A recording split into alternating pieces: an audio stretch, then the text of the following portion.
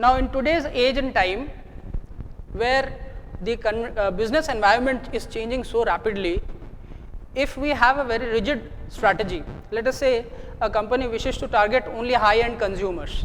Now, there are certain these companies exist. They do exist in the real world, where they have survived for more than many decades. They have some of them even centuries old companies who have survived doing business only with the high-end consumers or high-income consumers. Now, can we call this strategy to be rigid?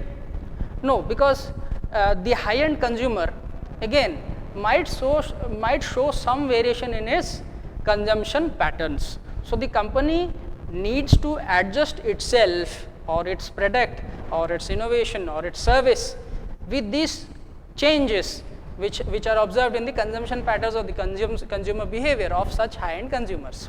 So a strategy cannot be rigid in a sense that if a company wishes to enter the printing business and defines its vision or mission accordingly and says that we want to become the most eco-friendly printers or publishers of this particular certain geography.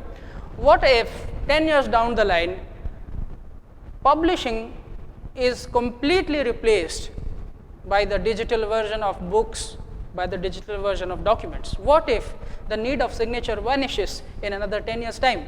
Will the strategy still hold good? I think the vision will be then need to be revised. It will need to be revised, it will need to be maybe scrapped altogether, and a new vision might be put into place. So in that case, a strategy cannot be rigid, it has to be flexible. That is why we do not, when defining a vision, as we will see in the subsequent videos, when defining a vision or mission, we do not use very specific, very box-like words, where the limits of such words or such definitions are very specific or rigid. We do not use such terms. So those are certain basic comparisons between a business strategy and business policy. What else? Well, it is mentioned in by some authors. They state that business policies cannot be delegated downwards, as in policy design, policy implementation cannot be delegated downwards to other levels. It has to be created, designed, implemented only by the top level. But for the implementation, evaluation and control of a strategy, all the levels have to be involved. Here we need to understand that for a policy, everybody is the stakeholder.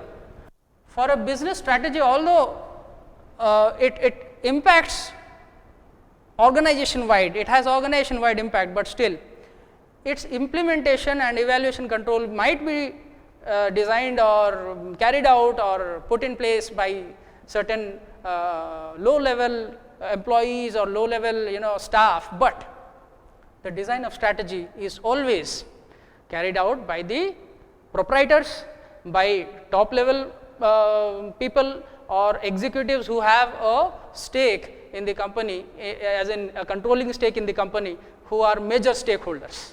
So that is how business policy and business strategy are similar and different.